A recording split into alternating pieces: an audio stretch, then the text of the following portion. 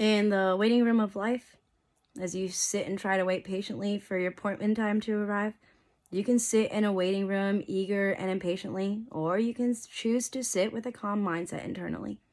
Either way, your number will be called and your turn will come through. It's like being at the deli counter, which at times feels like they're never going to call you. So you say to yourself as you remember one thing you need, that you'll BRB. Somehow in that minute you were gone, that deli man flies through the numbers and yours was called. And you're looking down at your ticket as they have passed your number and you can see it on the screen. So stay patient, because when you are called, you might not even be ready. It's like the doctor. Please come back in 4 to 6 weeks. It appears you have some work to do in between. And if you can help yourself, well, then maybe I can help you. But please, don't just rely on all these people. We are here to help you, but you choose. It's up to you to also do what's right for you. And it's your job so I can do mine, or else we are just hanging on for a lifeline. Quick, grab the AFib, call the operator, dial number 9. See if it gets you anywhere or if it just rings for the rest of your life. I imagine hospital monkeys dressed in all white, coming out in a wheelchair, rolling from a cart and from inside, jumping around excited to help wheel you into emergency while you just stand there all confused in the ER. You're wondering, I'm sorry, did I make it to the right place in time? I came here for help. Is this a mistake? No, not at all. You're right. You're in the right place from what I see, but help doesn't start. It ends at this facility, because the help you needed, you can do sometimes before you arrive. Yet you are mad at the doctor for giving you the diagnosis in life. What did you expect? You eat pig skin chips daily. Now you're upset because you have diabetes, which led to a loss of a limb for the rest of your life. So you hobble around angry, but at who? Life? Or internally you, having to give yourself insulin shots daily just to manage the blood sugars inside. Yes, some is hereditary, but some prognosis is due to the lack of care to the body. No control from the mind. Life can feel like this waiting room sometimes, but you don't want to be living this life waiting to die. You can take on a different mentality. You are living to live for yourself. And yes, perhaps for the people by your side, but those people are just your motivators in life. You are the one that has to choose. It's similar to being married or in a relationship. If it's healthy, you can wake up every day and choose if this is the person for you by your side. Are you committed? Even though at times it may not seem the best or might be a little crazy, but if it's healthy, where you are able to have those hard conversations, then you are still making that choice to love or not love daily. Do not depend solely on those good times. If so, then your feelings are leading to the mentality inside, when the logic has to do some directing from the back seat, as the mind, can to run a little slowly. Relying on the motion may take longer for the mind to see reality and wake up daily for yourself. Yes, and those by your side. But ask yourself, will I continue to love and show respect to them? Because at the end of the day, I believe we have all been hurt by other people in life, when we really just want to be accepted and appreciated. And no, it does not need to be Valentine's Day daily or Cinderella's story. Just people who respect another human and all the work that we do and what we've been through.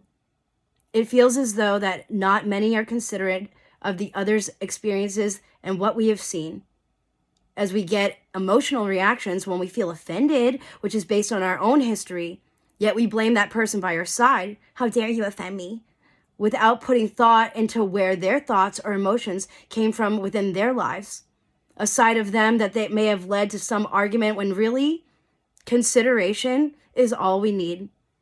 The amount of shit that people have been through in life, from love and losses, even being bullied as a child, where you think that's so small and mundane, it's not, honestly. How we think those experiences don't mean anything, when they are some of the most biological experiences that get stuck in the mind and the body. What some of us have convinced ourselves to say and do just to fit in and be cool. But really, have many of you even asked yourselves if the things that you do are truly what you want to do because you enjoy them? Or you just do them for the means of other people, and perhaps to not be lonely. Sometimes life can feel like this waiting room scene from Beetlejuice, where you wait 9,998,383,750,000 times for you to be aligned, stuck in the waiting room feeling of life, when we don't have a caseworker to point us to the next direction, no handbook for the recently deceased, except we are alive. There is no Earth School manual when you arrive. It's just acknowledging what our grown-ups did or didn't do, not in any judgmental way, but it's only what they knew. But now you're the adults. The adults that you need in your life, and it's your responsibility to learn and maybe relearn some of the basic concepts of human behavior to live a successful reality and thrive. There is no Googling what to do to be a grown-up besides knowing to get a job, make money, and be a successful human being. Well, no shit, Sherlock. That's obvious to me. But why are basic human relationships so difficult at times, even when we have so much consideration for other people? It's confusing, this thing called life, let alone having to assume that what people say 99% of the time might be a lie. Although that's said in many books that it's human nature for people to lie, unless that's just a reflection of a perspective of their experiences in life, to feel accepted and not rejected, to be anything to which they feel a superiority. People act as if all the time. Act like they are better, act like they have gone farther, act like they have more money, act like they've reached anything more than where they've actually reached that point in life. They'll lie on resumes to bosses, coworkers, family, friends, strangers, like it's a natural instinct. It makes me feel like I'm a dog who takes his paw to scratch his head while I don't think to myself, I don't get it, for so many reasons.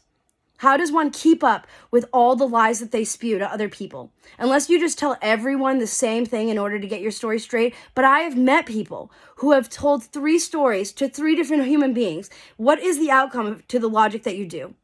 Are you wondering if people talk in order to fact check the information that you spew? Do people think that no one speaks? Because that's one of society's most favorite things to do. Talk about other people and what they do. Are people just aware that by the time that truth is revealed and seen, that the situation's long gone and past, and now no one knows what to think to that person or of that person spoken about or whom they speak? Who is wrong and who is right and who's confused? And the person who lied could be considered the person who spoke truth when in reality, they told multiple stories and no one understands why and questions if they know you. There's no real grasp on reality, people, timelines, but your time's not up. And truth is always revealed in time, in this waiting room of life. So do so with your goals and values in mind and with the people that you trust and want by your side, as we all just want to matter and be contributing human beings in society. Well, that's what will help to not isolate and build connections with other people. So keep trying while you sit in this waiting room of life and do so patiently or eagerly, but it's going to be your choice in life. I love you.